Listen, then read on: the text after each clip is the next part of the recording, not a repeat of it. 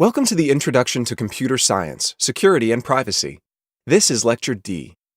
The component, Introduction to Computer Science, provides a basic overview of computer architecture, data organization, representation and structure, the structure of programming languages, and network and data communication. It also includes the basic terminology of computing. The objectives for this unit, Security and Privacy, are to define cybercrime and cybersecurity, list common information technology or IT security and privacy concerns, list the hardware components that are usually attacked by hackers, explain some of the common methods of attack, describe common types of malware, explain social engineering methods used by cybercriminals, describe methods and tools available for protection against cyber attacks, describe practices designed to minimize the risk of successful cyber attack, address specifics of wireless device security, explain security and privacy concerns associated with electronic health records, or EHRs. Describe security safeguards used for healthcare applications. And provide the basics of ethical behavior online. In this lecture, we will describe practices designed to minimize the risk of a successful cyber attack and address the specifics of wireless device security. Everyone should follow these common-sense safe practices. Although these safe practices cannot eliminate the risk of a hacker penetrating your system, or getting access to confidential data, following these practices will significantly reduce the risk. Each of these will be discussed in more detail in this presentation. Following password guidelines. Password guidelines are designed to make guessing or breaking your password more difficult. Securing your operating system and files. Installing anti-malware software. Installing security updates promptly for the operating system and application software. This is essential for eliminating newly discovered security holes. Engaging in safe browsing. Managing cookies. This is important for your privacy. Using a firewall to minimize risk of intrusion. And, if you are not the only user of the computer system, knowing who else uses it and what administrative right they have. One safe practice is using passwords. A good rule of thumb is not to use as a password any words or numbers that could be easily guessed. Search the internet for the most commonly used passwords, then don't use those passwords. Avoid using your own name and names of family members or pets. Avoid using your place and date of birth. Use complex passwords. A complex password is usually at least 8 characters in length and includes at least one uppercase character, one lowercase character, one number, and one special character. Keep your password a secret. Never send it in an email or a text message.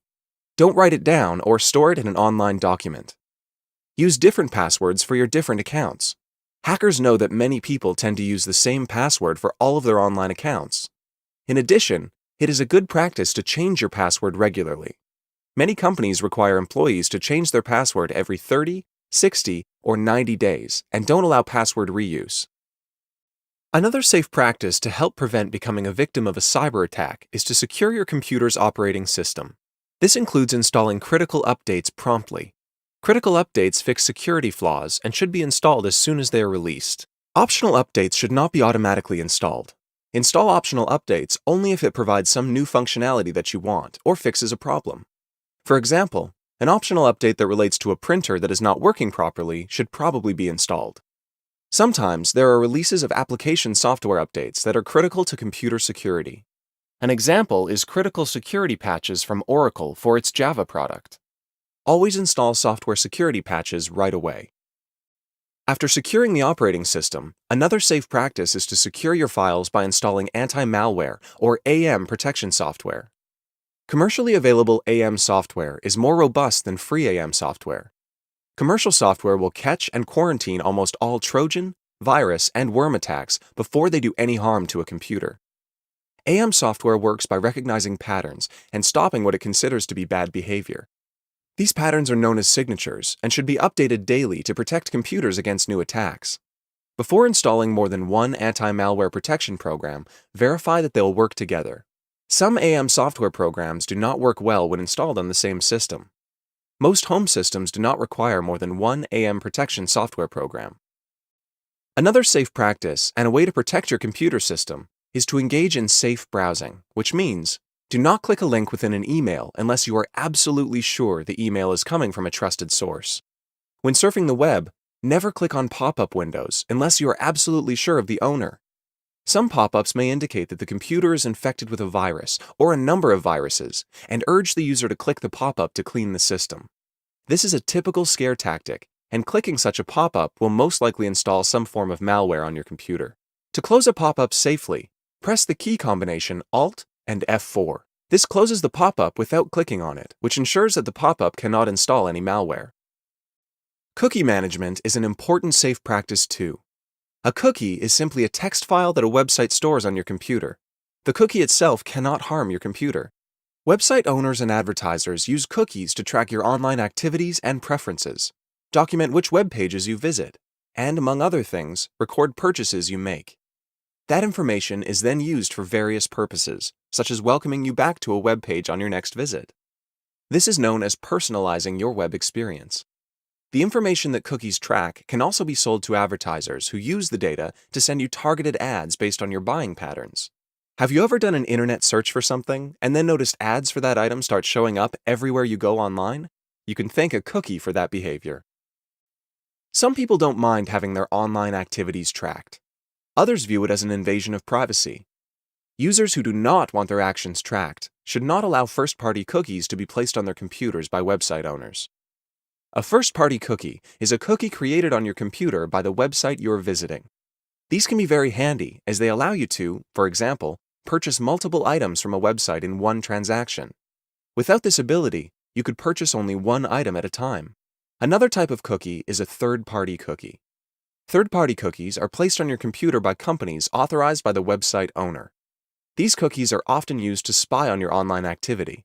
They track your clicks and then gather marketing data to sell to website owners.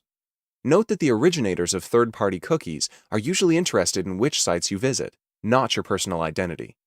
Visiting a single website can result in multiple third-party cookies being placed on your computer. Some experts recommend accepting first-party cookies, rejecting third-party cookies, and allowing session cookies. Session cookies are erased when you close your web browser and are not used to track your online activities. Using a firewall is another form of protection that secures a system. Firewalls permit or deny a computer's ability to connect to another computer or network. The firewall may disable what are referred to as ports that should not be opened and restrict the use of ports to certain programs. Another safe practice to thwart would-be attacks is to require that all computer users have their own user account and password. When each user has their own username and password, you can tell who is logged into a computer and may be able to track some of the things they do while they're logged in. Do not log into a computer using an administrator account, except to perform some type of administrator task, such as installing software. And as soon as you're finished with that task, log out of the administrator account. Don't set up users as computer administrators unless absolutely needed. Additional internet security considerations include the following. Never use a public computer to conduct personal business.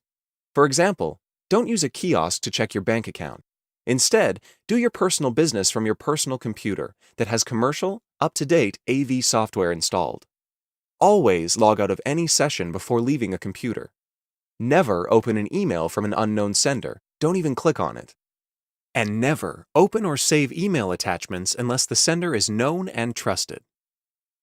Let's move on to our next topic, security and wireless networking. Wireless networks are unsecure by their very nature.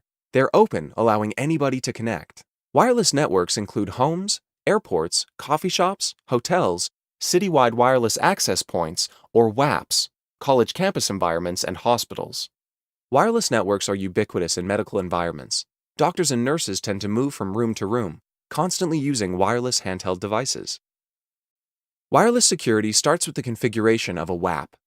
An example of a WAP is the wireless router that many computer users have in their homes. In terms of security, WAPs in a corporate environment are much more robust than those used at home. To configure a WAP for security requires changing the router's default password and configuring the router's Service Set Identifier, or SSID. Wireless routers are shipped with default passwords, meaning that anyone on the internet can look up the default password for a router.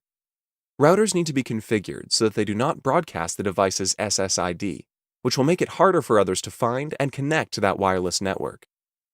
Good security requires Wi-Fi Protected Access version 2, or WPA2 authentication. Users may be familiar with the Wireless Equivalency Protocol, or WEP, an older technology that should no longer be used. WPA2 protection is a much better choice for restricting access to known devices. Administrators should program Media Access Control, or MAC, addresses into the access points configuration. All network interface cards, or NICs, have their own MAC address. Modern WAPs allow administrators to let only recorded MAC addresses authenticate themselves on the web, and then communicate wirelessly. This concludes Lecture D of Security and Privacy. In summary, this lecture described practices designed to minimize the risk of successful cyber attack and address specifics of wireless device security.